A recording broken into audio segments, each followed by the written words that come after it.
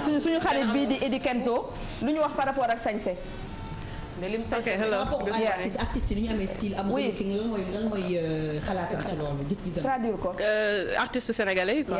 lan mooy gis-gisam si. star yi xam nga sañ star par exemple ñoom côté relooking bu ñuy solo par exemple dañuy ut ñoo xam ne ñoo leen di utal yére conseiller leen avant ñuy génn mu am tenue de scène par rapport à moom en tant qu'artiste nan la gisee loolu ndax dañ koy relooker wala dafa am tenue scène wala nu mu demee. parce que li mu sol nii rafet na trop daf koy dugal ci. wax ko. They're asking if, like, what do you think exactly of how people dress the stars and how they dress on stage and how they dress out of stage, and what exactly do you think about their relooking? What is it appropriate? Is it not appropriate? What's your thoughts on that? Like you mean people's style, the way people look on stage? The way they look on stage and the relooking and how they look out of stage in like their daily life. What your thoughts are on that, being a stylist? No, it depends. You know, it is somebody's choice to look different on stage and then to look also different on the street.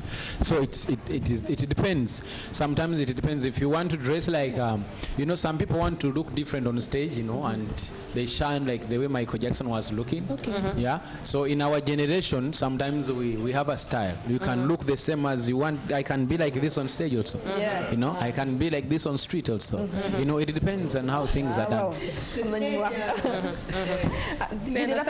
Ça dépend de nit yi lan la ñu bëgg a sol exactement comme moom ni mu soloo nii tey ni mu soloo mën na ko soloo nii ñëw fii wala dem ci mbedd bi comme mën na ko soloo nii tam dem si sur scène. bu doon artiste buy dem sur scène mën na soloo nii tam en même temps dem sur scène. mais Pape Samb may ñu ci suuf nag tamit benn son wu Eddie Kenzo xam ngeen ne nag c'est une étoile montante de la musique du ma ne sax africaine mais de la musique mondiale parce que actuellement il est en train de faire feu et flamme mais particularité bi yow wi man li ma koy waxal dama bëgg nga traduire ma ko man nag war naa jàngi anglais de.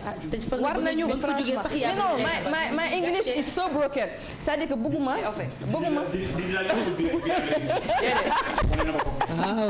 mais da ngay soog a ñëw. waaw damay soog a ñëw mais sama anglais commercial. how much rek laa xam how much. d'accord lu muy jar waaw.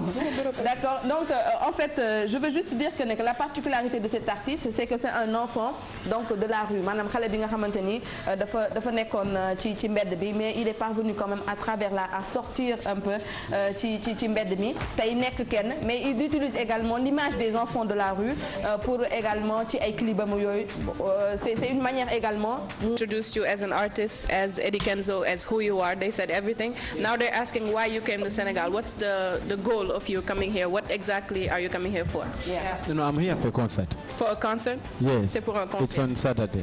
Is there a goal behind the concert?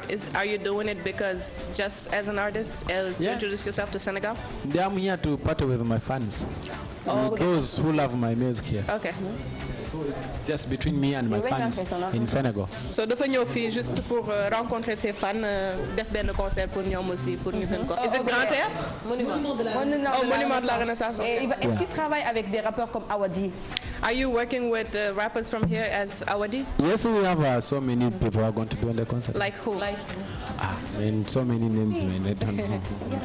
Nee na am na ñu bëri ñu war a ñëw ci concert bi mais xamul fàttalikuwul tuuti quoi. Et justement par rapport un peu à comment il compte travailler avec les enfants de la rue au Sénégal, si on sait que lui il était dans ça et il est parvenu quand même à sortir de ça à travers la musique.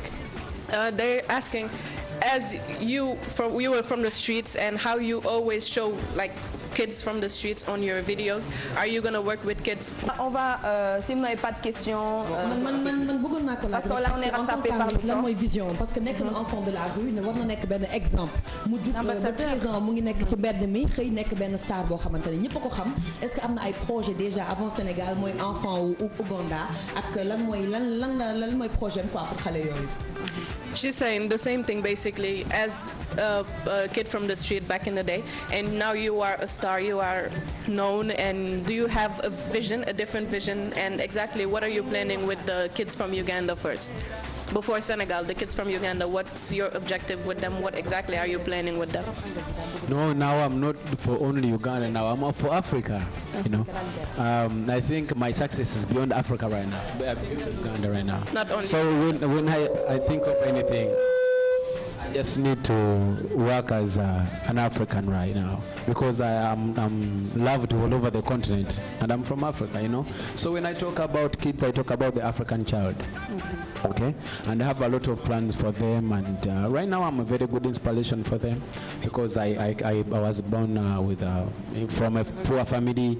My parents died when I'm very young, at age of 5, and then I went on street. You know, I stayed on street for over 13 years, but now I have managed to make it on an international level. Now I'm known worldwide. You know, I've won everything. You know, and I think I've helped my life. I'm living at least a good life more than before, you know what I mean? So I'm here to inspire the new generation, and I'm here to make sure that Africa is a better place.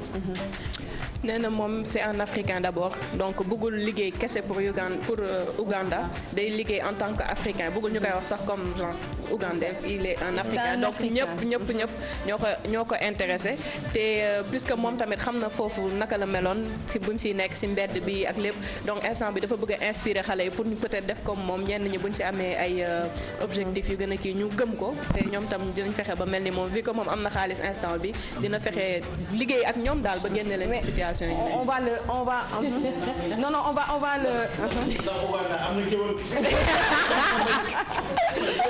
mais on va l'accompagner en musique, mais je sais pas si vous avez remarqué ça. Je sais pas si vous avez remarqué ça, mais il s'est tatoué donc Sicily bi. Je sais pas gis ngeen Garmi xoolal lu mu tatoué. What does your tattoo say? Yeah, parce que alxuraan yaakaar naa la tatoué ci loxo bi. Is it Arab? Mubarak. Ah ok. Happy, no? D'accord, arabe la bind kon ci loxo bi. Donc bon, ça veut dire xam ngeen Didi question Garmi dafa important du ngeen bàyyi Garmi posé Didi question. yéen ñëpp xam ngeen ni géwél fii la yam may leen di rek Garmi. waaw léegi laaj ko léegi naka Garmi door ci anglais léegi naka Garmi door ci anglais. waaw laaj ko. waa léegi laaj ko Garmi laaj ko. English géwél Uganda.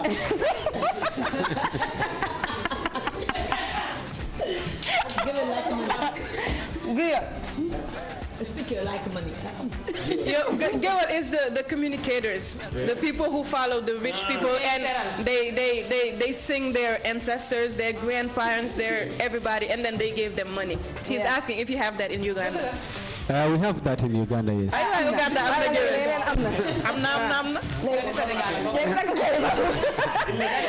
En tout cas, merci à Eddie Kenzo qui sera en concert au Monument de la Renaissance.